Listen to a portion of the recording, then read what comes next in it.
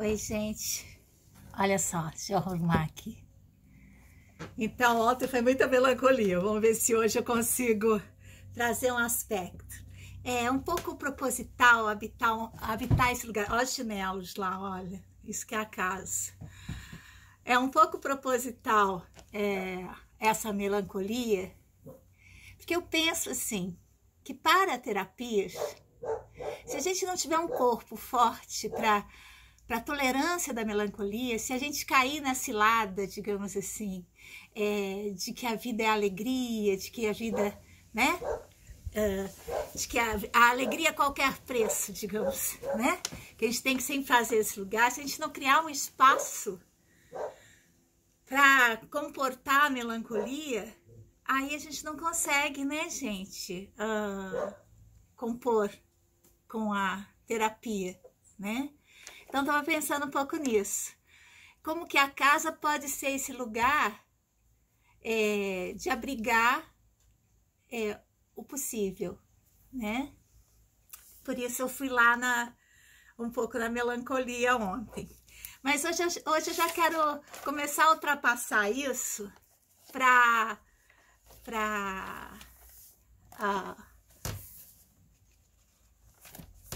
a questão das artes manuais, né? E aí, ontem a gente leu a carta da Ana, lá da Idade Média, né? E agora eu vou ler alguns fragmentos, porque eu fiz essa última carta como um filme, assim. Ela tá em Lisboa, ele tá em Cartagena. Cartagena, lá da Europa, lá da Espanha, né? Ele é um polímata, né? E aí eu coloquei ela no cerco, né? E ele lá nas filosofias, né? Então eu um pouco fiz uma um roteiro, e no meio disso corta para uma pesquisadora em Lisboa, na Universidade Nova de Lisboa, mexendo, fazendo uma pesquisa e encontrando as carjas. Então é um roteirinho assim de cinema. Então ontem aquela carta, né, do momento de epifania, onde a Ana percebe, depois de 1000 anos tentando, né, 1000 anos, gente, olha só, ela consegue perceber que o desejo não é falta, né, que o desejo é produção, mas para isso ela teve que ficar no cerco, né? Ela teve que ficar num lugar com a peste, ela teve que fazer a manutenção do tear, fazendo a gaze, fazendo a comida, ela teve que ficar em casa, né? Ela não foi para a rua buscar coisa, não, porque ela estava sitiada, gente. Ela teve que ficar ali diante daquilo que era o pior, né? A peste. Então, e a exaustão, o esgotamento, aquilo que a gente o corpo que não aguenta mais. Ela teve que ser mantida nisso, sem sedativo, gente. Sem sedativo. E de dentro desse tear, dessa gase que serve para curar, né? Que serve para curar os magoados, como se falava em Portugal a essa época. De dentro desse esforço enorme de você esgotadíssimo, fazendo um tecido delicadíssimo que mal cura, né? Que quase não serve para nada. Ih, não tenho água aqui. Ah, tem. Que quase não serve para nada. Então, desse lugar, né? Ela percebeu, então, quando ela ficou sitiada, gente, quando ela ficou em casa, ela percebeu, então, que pronto, aconteceu para ela, né? A produção da produção. E aí vai cortar agora, eu vou ler o roteirinho. É a primeira vez que eu faço isso nessa carta, porque eu uso muitas cartas, quem já me acompanhou sabe, mas com essa carta é a primeira vez que eu destrincho ela mesmo, porque é a minha carta mais difícil, digamos, né?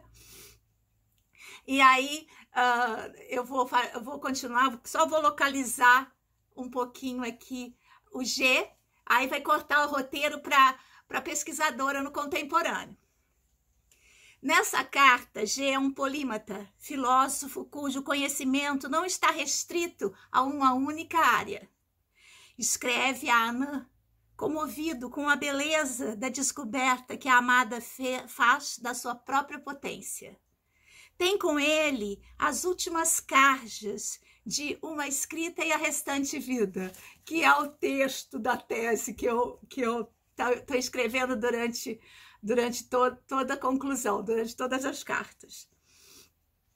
E o tecido que Anã teceu na sua inurdidura artística. A descoberta da arte na imanência da vida finaliza a série de cartas que faz parte dos exercícios e experimentações de uma política de narratividade que se quer engendrada entre ciência, filosofia e arte.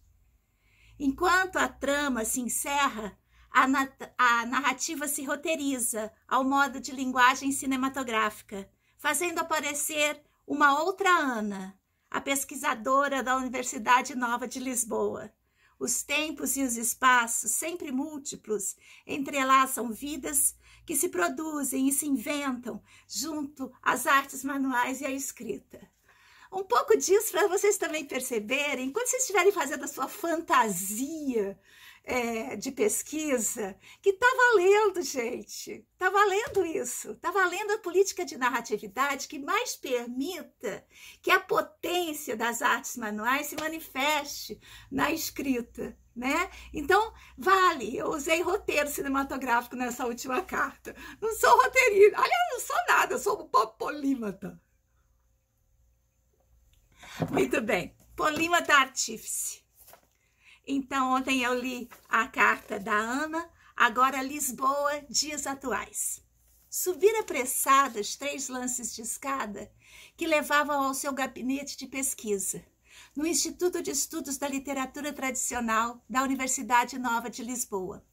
Desde a tarde anterior, estava a investigar uma tecelã e escritora de carjas moçárabes.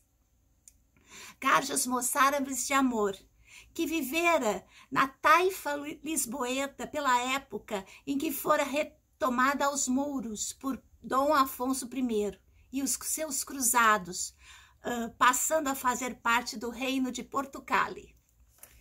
Sua pesquisa acerca da relação das artes manuais com a literatura feminina medieva ganhou novo fôlego quando tomara conhecimento deste gênero literário, escrito quase sempre por mulheres da aristocracia ibérica, em moçárabe, um dialeto hispano-árabe coloquial, falado por cristãos que habitavam os territórios muçulmanos, mas não se convertiam ao Islão. Os versos da Carja, narrados pelo eu lírico feminino, que tinham como motivo principal uma rapariga a se lamentar pela perda ou ausência do ser amado, deram origem à lírica galaico-portuguesa, marcando-lhe um importante campo de investigação. Havia conseguido uma autorização especial para acessar os manuscritos da época e sentia-se totalmente envolvida pela personagem e pelas tensões que expressava entre as artes do fio e da escrita. A tese, Ana, no último momento, eis que encontraste a tese. Um pouco comigo também, porque na última carta eu encontrei as carjas. E as cartas tinham como temática o quê? Tudo isso que eu tinha escrito antes, gente. É genial, sabe, a vida? Nossa, como me alegro de ter feito essa tese. Vamos voltar para a Idade Média agora. Lá onde está morando o G, o filósofo, o polímata. Cartagena, Alta Idade Média.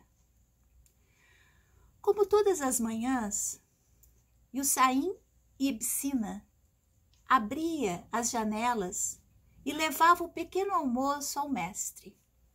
O discípulo sabia que ultimamente o filósofo passava boa parte das noites a pesquisar o Ibn al-Kalam e entrou com cautela no aposento. Abu G encontrava-se recostado à mesa de trabalho. Diante dele, uma carta inacabada. A tinta marcara o papel com um último traço irregular. Aí corta para Lisboa, lá no cerco, o cerco de Lisboa. Lisboa, século XII. Desceu a colina em direção à zona do porto, parando por uns momentos no Santa Maria de Alquimim, a pedir proteção. O ar frio da tarde estava irrespirável da fumaça do alcatrão e do azeite da purgueira. Por todo lado, as gentes punham fogo às barricadas na tentativa de afastar a peste. Chegou ao cais, atravessando o portão oriental. Ficou a olhar o Tejo Rio, a ver navegarem as velas do tempo. Perguntava-se quando viriam notícias do amado. Por esses dias aguardava a chegada das últimas naus vindas do sul, antes que os mares de inverno deixassem de ser navegáveis. Então, o funcionário do G encontra ele na mesa com uma carta inacabada. E aí corta de novo para Ana, que está lá em Lisboa no século XII, e agora volta para Lisboa nos dias atuais. Esse roteirinho de cinema. O último arquivo que estava a abrir trazia debuxos e algumas cartas. Debuxos são aqueles desenhos que a gente faz para fazer os desenhos na tecelagem. Os esquemas com padrões de tecelagem mostravam, além das tradicionais armações com motivos medievos, bosquejos mais complexos, com apertos maiores e afrouxamentos simultâneos compostos na mesma cala. A marcação de ondulações com alternações de fios e um certo espaço de improviso na repetição dos motivos, assemelhavam-se a partituras musicais. Em diversos temas com variações, nos quais o repetido motivo era alterado por acréscimo de uma outra fibra ou torção, sobrepostos de maneira diferente. Um dos esquemas apresentava uma espécie de passacaglia, onde uma linha por baixo da padronagem principal era repetida, dando-lhe um efeito de ostinato através da peça toda. Ana só havia visto tamanha riqueza de variação e diferença nos projetos de tecelãs contemporâneas, mesmo assim, sem tanta expressão de detalhes. O último esquema da série trazia, na margem, a anotação de um verso em moçárabe: Baise mio coração de mibe, tambi mio dólar al habit. Ainda ouvindo ressoar a carja, guardou no envelope os debuxos e começou a fotografar as cartas. Aspas. O meu coração foge de mim, dizia o verso. Sentiu saudade de si e do tempo em que também ela podia exclamar: tão forte é a minha dor pelo meu amado. Demorou-se ao ler as cartas, uma série de correspondências entre a tecelã e o seu amado, um polímata hispano-árabe, nascido no Algarve e exilado na costa mediterrânea. A última fora escrita no inverno do mesmo ano do cerco de Lisboa. Um traço irregular marcava o papel da missiva inacabada. Agora a carta do G, tá bem, gente? Deixa eu tomar um golinho d'água. Não sei se está dando para vocês curtirem isso, mas tô fazendo, tá bom? Ai, gente, eu chorei tanto nessa carta que vou falar. Cartagena, sexta-feira, 14 de novembro de 1147. Ó, minha cara artista, amiga e amada, trago envolto ao pescoço teu brutal tecido. Vejo o desejo do mundo todo em cada fibra torcida e transfigurada. A tensão do fio na sua luta para ser incorporado soou-me como um eco de seus textos. A plasticidade da composição e as tensões que lhe são imanentes revelam a tenacidade da lã ao circunvar aos domínios da tecedura. Dionísio versus Apolo? Poderíamos pensar em níveis equivalentes, o dórico, o lírico e o trágico, na cardação, na fiação e na tecelagem. Escrevo sobre os 3 domínios civilizacionais e tu sobre os domínios da tecedura, enquanto trabalha a lã e as tensões do fio. Minha musa, breve nos encontraremos outra vez e faremos do nosso desejo não mais falta, mas pura expressão cristalina do fundo sombrio que em tudo habita. Oh, Anã, só se pode desejar em conjunto. Não há desejo que não corra para um agenciamento. O desejo sempre foi produção. Se procuro o termo abstrato que corresponde a desejo, diria, é construtivismo. Desejar é construir um agenciamento, construir um conjunto de um tecido, de uma letra, de um raio de sol. Há agenciamentos solitários, mas há agenciamentos a 2.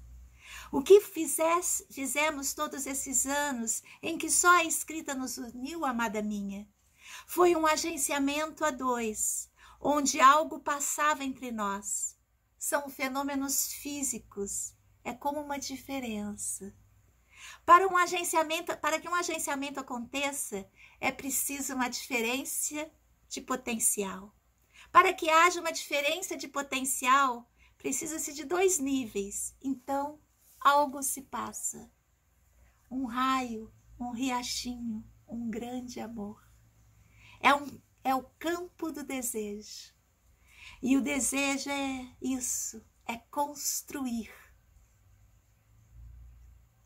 E o desejo é isso, é construir. Jamais cessaremos de construir juntas, Anã. Compor nossa arte da palavra e dos pensamentos, como tu compõe tua arte do fio. Expressão, amada minha, expressão. Tua loucura embriaga em delírio é a expressão do desejo. É arte, Anã, é arte. Desejar é delirar. Qualquer que seja o delírio, delira-se sobre o mundo inteiro. Delira-se sobre a história, a geografia, as tribos, os desertos, os povos. E é aí que o desejo corre. Ouviste a voz das águas, o grito das sementes, os murmúrios dos povos. Fizeste do teu delírio arte, Ana. Construíste. Mergulhaste no fundo sombrio do caos e tiveste uma experiência cristalina. A vida só tem uma saída: encontrar-se com ela própria. Encontrar-se com sua experiência cristalina. É isso que estou dizendo-te. Escuta-me e prossegue. Avança sem medo. O medo é um organismo, Anã, e a vida não é orgânica. Permanece vazia, esvaziada em teu organismo, amada do meu coração. É vida. O organismo é falta, é representação. É um ser que não consegue suportar suas próprias inquietações, que não se permite acessar ao caos. Vê esse tecido que me envolve? Forma-se de variações constantes, em vertigens de água, em estremecimentos de fios, a produzir afetos e clarões intensivos. A mover linhas de vida que passam sem valores orgânicos. Este tecido penetra no caos, Anã. Tu o teceste a partir de lá. E para penetrar-te no infinito do caos, foi necessário que não tivesse organismo. O organismo não penetra no caos. Por isso, para que a arte se torne cristalina, é preciso que nos livremos do hábito e mergulhemos no infinito. O caos é a presença de forças que se cruzam. Precisamos mergulhar no caos e extrair de lá as partículas cristalinas da vida não orgânica, compondo-as em planos de imanência, planos de consistência. Delírio, amor meu, delírio. Sei que o sem sentido do meu dizer é pura afetação por tua arte. Escuta a letra do meu delírio, é desejo. Foi o teu delírio a condição do meu dizer. E quando mergulhamos no caos, como fizeste, amada do meu coração, no infinito do tempo, quando mergulhamos no fundo sombrio em que tudo habita, quando vencemos o atordoamento, aprendendo a ficar submersos e a produzir a partir de lá, quando isso acontece, amada minha, acontece a filosofia, acontece a ciência, acontece a arte. Faz tua arte, Anã. Entrega-te a ela com o teu corpo todo, este corpo que é... E aí o G morre.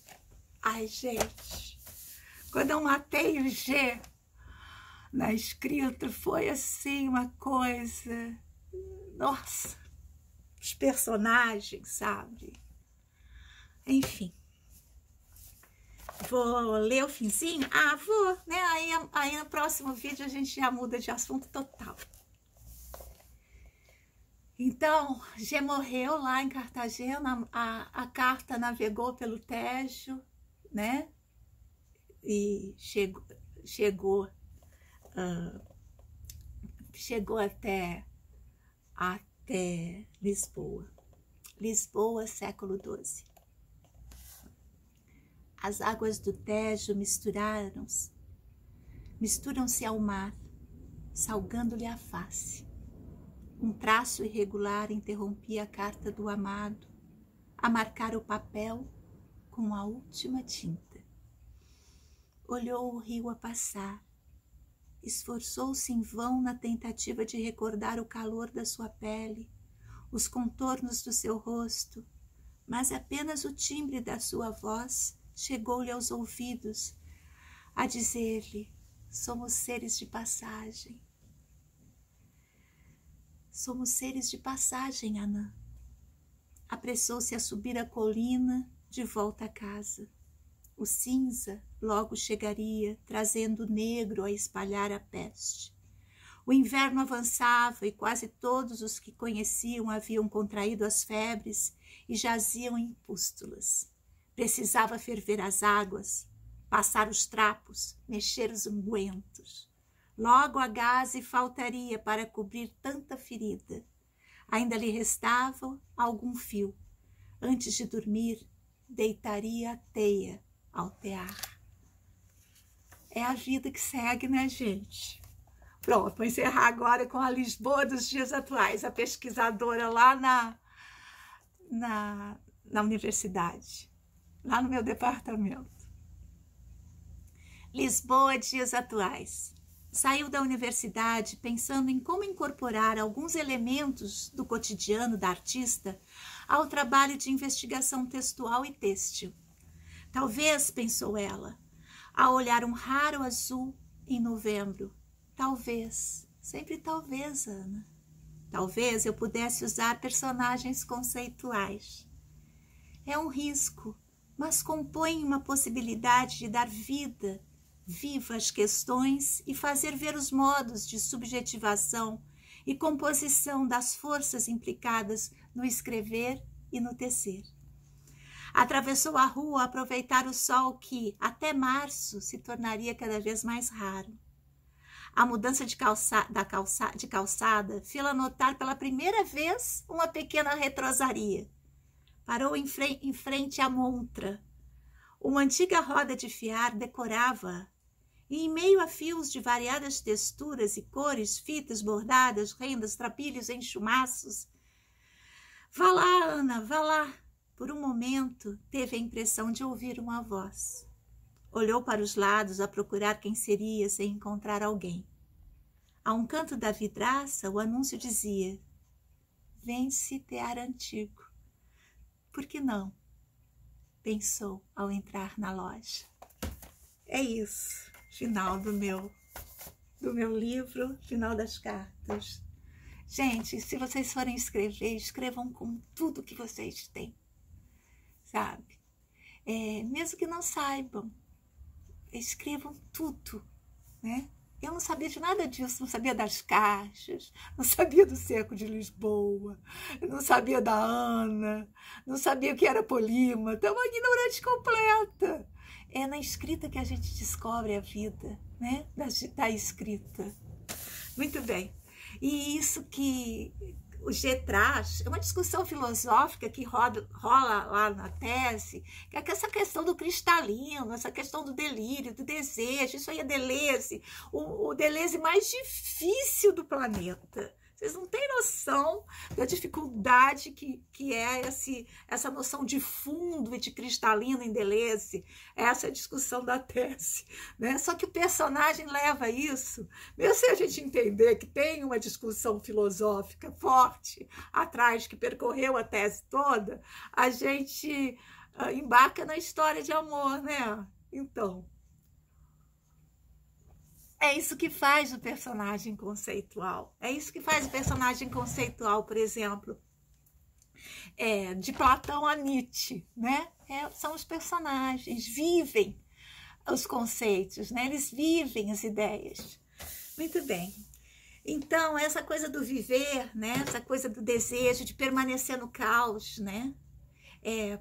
De permanecer. Eu acho que a questão aí é o direito de permanência, né? É o direito de parar. Eu acho que a nossa sanidade, ela está muito atrelada a isso. E como tenho que dizer de novo, isso são tudo desabafos e intuições minhas, né, gente? É a minha pesquisa atual, né? E a minha pesquisa é toda atravessada pelo contemporâneo, né? Pelas forças que estão me habitando, que estão habitando a rua agora, a casa agora. Então, eu fiquei pensando nessa coisa das artes da casa. Práticas para um simples viver. É que eu vou trazer hoje, né? Então, fico pensando assim, todo aparelho contemporâneo, né, de base neoliberal, ele é um aparelho capitalístico incessante. Você nunca consegue parar, né? Você sempre tem que ter mais e mais e mais, e fazer mais e mais e mais, e ser produtivo, né? Essa nossa vida de não empregados, né? Essa vida autônoma, entre aspas, é um psicoemprego. Você está o tempo todo com a carga mental daquilo que você tem que fazer, né? E não tem tempo. E talvez a casa, e aí que entra a minha noção de necessidade, as necessidades da casa, porque o que a gente tem feito com a necessidade desde sempre? Quem tem o poder? Terceirizar a necessidade. E talvez ao terceirizar a necessidade, quem trabalha para nós, para a nossa necessidade, é oprimido. E nós ficamos assignificados. Dá para se entender? A gente perde o sentido do tempo de cozimento do feijão, a gente perde o sentido do tempo da limpeza da casa, a gente perde o sentido do significado de limpou, está limpo, sujou, está sujo, a gente perde as práticas do simples viver, né? E ao fazer isso, a gente perde também alguma coisa lá dentro de nós que nos mantém saudáveis, né? Que colaboram com a nossa produção de saúde. E aí eu fico pensando como é que as artes manuais, elas podem ser um lugar para essa fazeção do tempo. Lembre que lá na primeira aula eu falei, não se enganem, o que a gente está fazendo aqui é falar sobre o tempo. Eu acho que um pouco isso, né? Um pouco isso. Todos os aparelhos do contemporâneo, né? Todo o aparelhamento do contemporâneo, ele é um aparelho extrator de tempo, né? A gente não produz tempo a partir desses aparelhos do contemporâneo, né? Esses aparelhos digitais de comunicação, de transporte, né? Todos esses aparelhos, eles eliminam o tempo, né? Mas talvez seja o tempo, né, nessa potência melancólica de Cronos, de Saturno, né, que seja a condição de produção de saúde, né? Então, talvez as artes manuais, nesse lugar, possam nos reensinar a fazer tempo, a fazer renda, né? Se tempo é dinheiro, faça renda, não é? Então, assim, como é que a gente pode começar a pensar nesse lugar, né, da nossa clínica? Como que é se fazer esse tempo? Que tempo é esse, né? Eu vou trazer aqui um pouco disso que eu preparei, artes da casa, práticas para um simples viver. Para encerrar esse vídeo, falta mais um que eu quero fazer ainda, tá bom? Então, vou fazer um lembrete. Quando o abrigo é seguro, a tempestade é boa. Eu adoro isso, gente. Quando o abrigo é seguro, a tempestade é boa. É de um cara chamado Gonçalo Tavares. Então, assim, essa casa como esse abrigo seguro, né, para o enfrentamento dessa tempestade que é fora. Porque se nos tiram a casa, a gente está sempre fora, gente. Sempre fora. E aí, claro, todas essas crises que estão acontecendo, que são as crises do fora, né? As crises de pânico, todas essas crises, né? Que já não são mais aquelas crises da psicanálise, as crises do mundo interior. As nossas atuais crises são as crises do fora. A gente tem que produzir um tempo dentro, né? Talvez, tudo talvez. Vou de novo, uma epígrafe, a mesma de sempre. A casa abriga um dia sonhado. A casa protege um sonhador. A casa possibilita o ser humano a sonhar. Já tá no nosso drive, tá? O primeiro capítulo do Bachelard. Quem tiver o livro pode ler o segundo. Quem quiser, eu posso mandar o segundo também. Um lugar. A casa é nosso canto no mundo. Então, assim, essa casa, sabe, gente? Como produzir essa casa? Essa casa que não nos esgote ainda mais. Né? Essa casa que não seja aquele lugar da família, o lar. Ai. Um modo. A casa como espaço de resistência. A casa como poder fora do Estado. Aí também é um lugar político. Porque a quem interessa ter seres dispersos. Né? Como eu falei na vez anterior. Né? Que sem a casa, o ser humano seria um ser disperso. Né? Então, a quem interessa ter seres dispersos, sem casa, sem nutrição? Né? Um projeto. O sonhador da casa sabe que pela diminuição do ser do mundo exterior, sente um aumento de intensidade de todos os valores da intimidade. Né? Eu estava numa roda uma vez falando essa citação e alguém logo alertou, não, mas isso é uma questão de egocentrismo, essa questão... Mas não é, gente. A questão que assim, os valores, quando a gente hipervalorizou o público e desvalorizou, digamos assim, a casa, né? Quando a gente hipervalorizou o social e desvalorizou a casa, essas marcas estão aí, até no texto do Deleuze vem, né? Que o delírio é sempre coletivo e tal. Mas quando essa casa perdeu valia, né? Marcou uma época.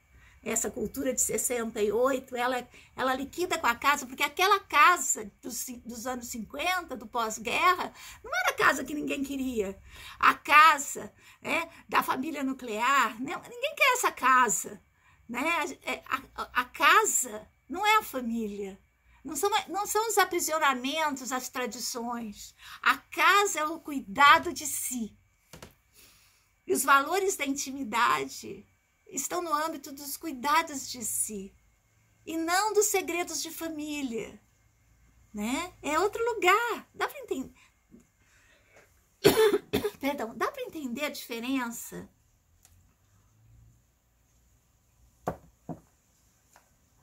Entre casa e família?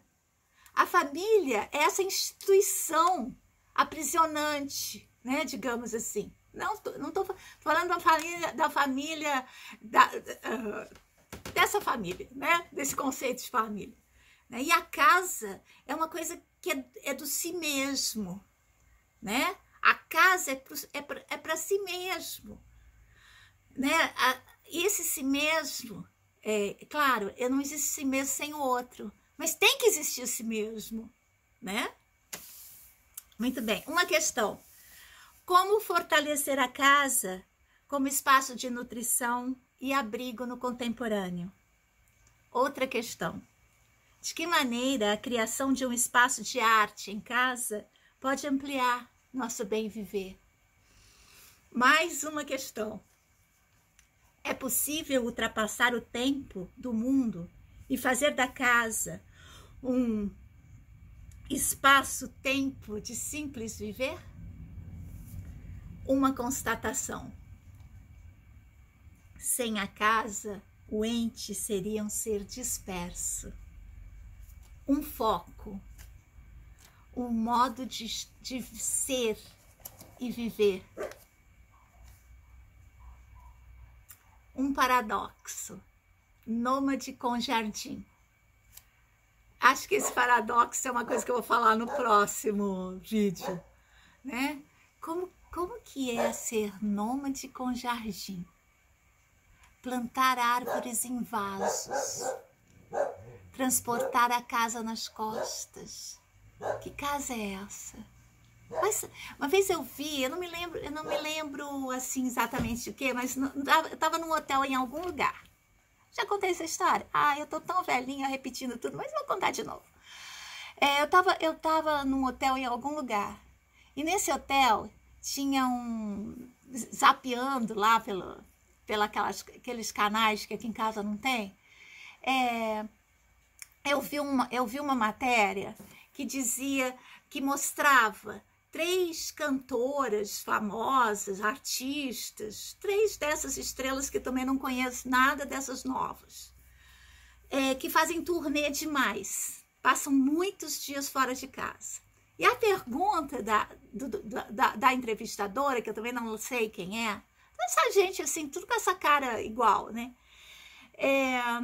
Era o que elas levavam com elas para se sentirem em casa. Isso eu acho que é uma coisa também, sabe? Então, tinha uma que levavam uns porta-retratos, tem várias coisas. Eu ainda vou tentar localizar isso. Já falei disso para alguém ficou de localizar e me mandar, mas acho que não aconteceu. Enfim, mas esse nômade com jardim é um pouco do que eu quero falar no próximo vídeo. Então diz assim: uma discussão entre a casa e o mundo, né? 2 personagens. Uma voz fala assim: o mundo é mais, ele nos ultrapassa. Outra voz diz: o mundo é passivo. Mais uma voz se intromete: a casa é um mundo, o mundo é uma casa. Enfim, uma voz conclui: o mundo é grande, a casa infinita. Então, né? O mundo é mais, ele nos ultrapassa, é o Bachelard. O mundo é passivo, é o Steiner. A casa é um mundo, o mundo é uma casa, é o Borges.